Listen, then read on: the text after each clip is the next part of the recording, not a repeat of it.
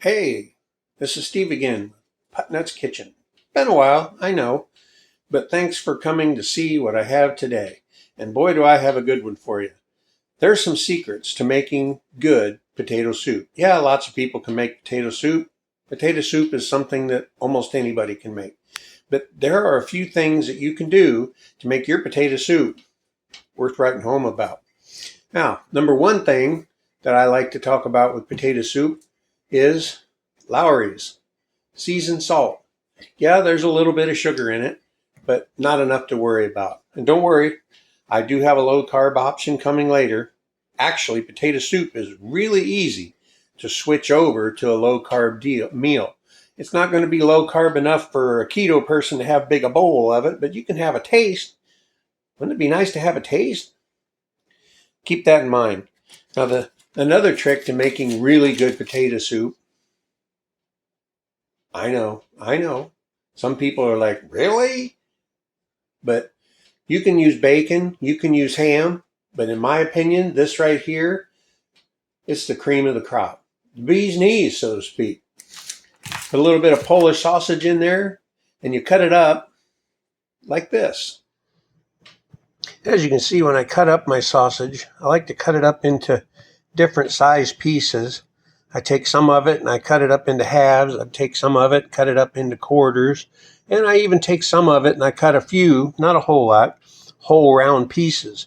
I cut it where it comes down around like this. I just cut that off and I make that into round pieces.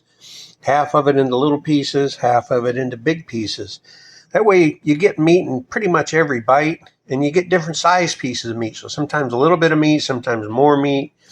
It makes the flavor a little bit different every bite, which is nice. So now there's another trick to it, and this has to do with the potatoes. So low carbers, skip ahead to the low carb part. Your potatoes, when you cut them up, you want to get them in uniform pieces so they all cook the same amount. You don't want to have big crunchy chunks and little pieces that are mush. You want them to all be cooked about the same. But there's a trick that you need to know. A lot of people say, oh, put in mashed potato flakes. Now, who wants fake potatoes in their potato soup? Let's do it with real potatoes. I'm going to show you how right now. Watch this. Normally, you want to make your potatoes into chunks like this, uniform sizes, about the size of a dice that you would play a game with.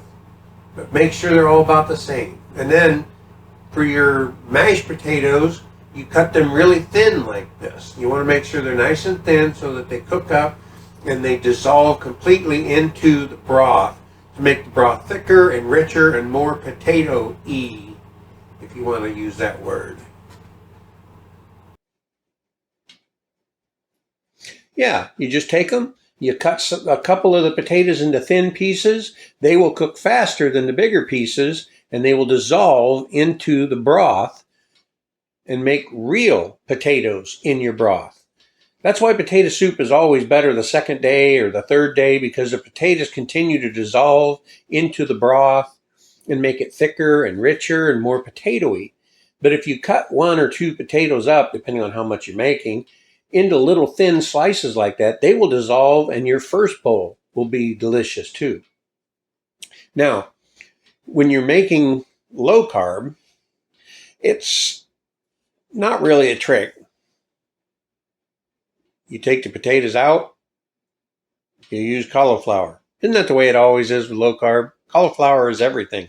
But instead of using evaporated milk, use whole cream. Yes, heavy whipping cream.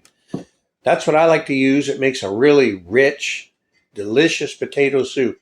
And for low carb, you're going to also want to cut back on the amount of carrots. I like to put quite a few carrots in, but you're going to have to cut back on the amount of carrots and cut in half the amount of onion that you use. Now, onion is necessary for proper potato soup. That is the key flavor. But when you make potato soup and you put in that onion, please don't forget the garlic. I know a lot of people don't know you have to use garlic, but garlic is a major flavor in a lot of soups.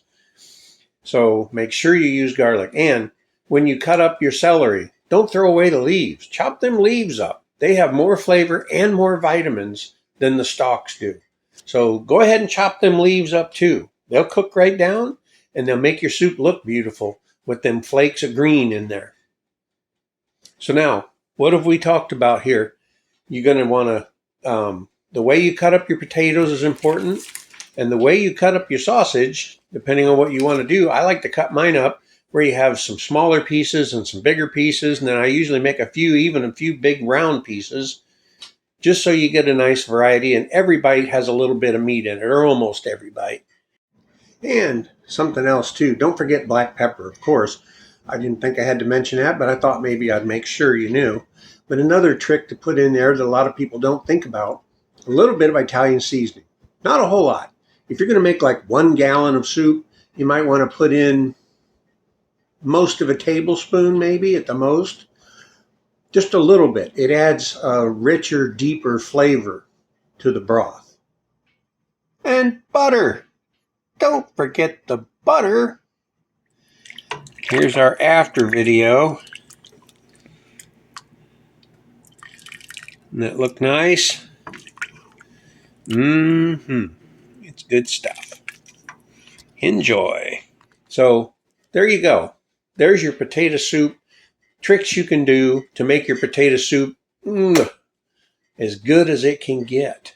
So thanks for watching. Give us a thumbs up if you haven't, and subscribe. Share it with your friends, and make a batch of this. Go down in the comments section and let us all know if I really did hit the nail on the head. I've made it a lot of times. I know that nail's hit on the head. But go ahead and try it. You won't regret it. Thanks for watching.